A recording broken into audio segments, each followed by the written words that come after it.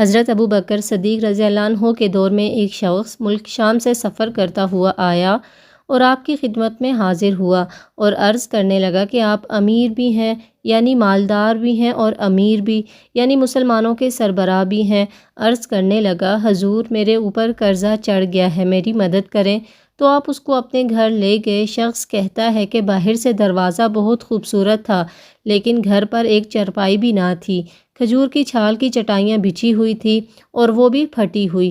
فرماتے ہیں سیدنا صدیق ابو بکر رضی اللہ عنہ نے مجھے چٹائی پر بٹھایا اور مجھے کہنے لگے، یار ایک عجیب بات نہ بتاؤں؟ میں نے کہا بتائیں۔ تو عرض کرنے لگے، 3 دن سے میں نے ایک اناج کا دانہ بھی نہیں کھایا، کھجور پر گزارا کر لیتا ہوں۔ آج کل میرے حالات کچھ ٹھیک نہیں ہیں۔ تو شخص کہنے لگا کہ حضور میں اب پھر کیا کروں، میں تو بہت دور سے امید لگا کر آیا تھا۔ تو فرمانے لگے، تو عثمان غنی کے پاس جا۔ شخص کہنے لگا، مجھے تو بہت سارے پیسے چاہیے۔ تو آپ نے فرمایا، تیری سوچ وہاں ختم ہوتی ہے جہاں سے عثمان کی سخاوت شروع ہوتی ہے۔ تو جو سوچتا ہے اتنے ملیں گے، تیری سوچ ختم ہوتی ہے وہاں سے عثمان کی سخاوت شروع ہوتی ہے، تو جا ان کے پاس۔ شخص کہنے لگا کہ آپ کا نام لوں کہ مجھے امیر المؤمنین نے بھیجا ہے؟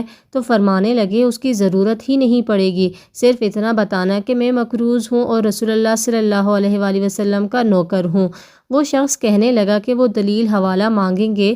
فرمایا، عثمان سخاوت کرتے وقت دلیل یا حوالے نہیں مانگتے۔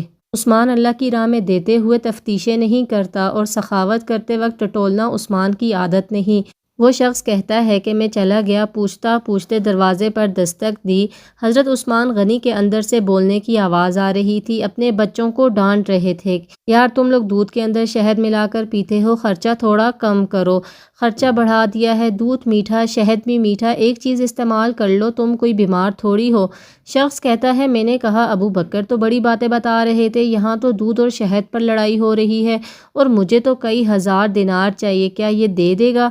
شخص کہتا ہے کہ میں ابھی یہ سوچ ہی رہا تھا کہ اندر سے دروازہ کھلنے کی آواز آئی، وہ باہر آئے، میں نے کہا السلام علیکم، انہوں نے سلام کا جواب دیا اور وہ سمجھ گئے کہ میں مسلمان ہوں، اور مخاطب ہو کر کہنے لگے، معاف کرنا، بچوں کو ذرا ایک بات سمجھانی تھی، آنے میں ذرا دیر ہو گئی۔ ان کا پہلا جملہ ان کے بڑے پن کا مظاہرہ کر رہا تھا۔ پھر دروازہ کھولا اور مجھے انہوں نے گھر بٹھایا۔ میرے لیے جو پہلی چیز پیش کی گئی وہ دودھ میں شہد ڈال کر دیا گیا، پھر کھجور کا حلوہ پیش کیا۔ شخص کہتا ہے کہ میرے دل میں خیال آیا، عجیب شخص ہے، گھر والوں کے ساتھ جھگڑا کر رہا تھا کہ ایک چیز استعمال کیا کرو، میرے لیے 3 چیزیں آ گئی، لیکن ابھی میرا تصور جمع نہیں تھا۔ میں نے دل میں خیال کیا، اتنا تگڑا نہیں جتنا ابو بکر صدیق رضی اللہ عنہ نے بتایا ہے۔ وہ شخص کہتا ہے، کھلانے پلانے کے بعد پوچھنے لگے، کیسے آئے ہو؟ میں نے کہا کہ میں مسلمان ہوں اور ملک شام کے گاؤں کا رہنے والا ہوں، اور کچھ کاروباری مشکلات آئی تو مقروض ہو گیا ہوں، اور میرے اوپر قرضہ ہے اور مجھے کچھ پیسوں کی حاجت ہے۔ کہنے لگا، میں نے تو کچھ پیسے کہا تو انہوں نے ایک آواز دی تو ایک غلام اونٹ پر سامان لدا ہوا لے کر حاضر ہوا۔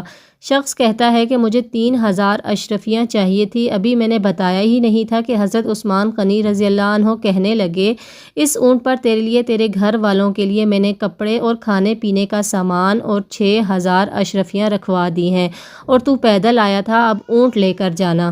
شخص کہنے لگا، میں نے فوراً سے کہا، حضور یہ اونٹ انہیں واپس کرنے کون آئے گا؟ حضرت عثمان فرمانے لگے، واپس کرنے کے لیے دیا ہی نہیں، یہ تحفہ ہے، تو لے جا۔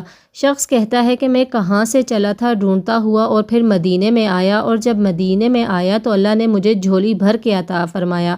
کہتا ہے، میری آنکھوں میں آنسو آ گئے اور میں نے کہا، حضور آپ نے تو مجھے میری ضرورت سے کئی بڑھ کر نواز دیا ہے، معاف کیجیے گا، میں سوچ رہا تھا دودھ شہد پر تو گھر میں لڑائی ہو رہی ہے۔ تو حضرت عثمان غنی رضی اللہ عنہ نے کہا کہ اللہ نے جو پیسے عثمان کو دیے ہیں وہ اس لیے نہیں دیے کہ عثمان کی اولادیں عیش مستی کرتی پھریں، پھر میرے مالک نے مجھے نوازا ہے تاکہ میں محمد عربی صلی اللہ علیہ وآلہ وسلم کے نوکروں کی نوکری کروں۔ شخص کہتا ہے، میں دروازے تک گیا تو میں نے کہا شکریہ۔ کہتا ہے، ابھی میں نے بتایا ہی نہیں تھا کہ مجھے ابو بکر صدیق رضی اللہ عنہ نے بھیجا ہے؟ تو آپ فرمانے لگے، شکریہ ابو بکر صدیق رضی اللہ عنہ کا ادا کرنا جس نے تجھے یہ راستہ دکھایا ہے۔ شخص کہتا ہے، میں نے کہا، حضور آپ کو تو میں نے بتایا ہی نہیں کہ مجھے تو آپ رضی اللہ تعالیٰ عنہ مسکرا کر فرمانے لگے، چھوڑو، آپ کا کام ہو گیا، اس تفصیلات میں نہ ہی پڑو۔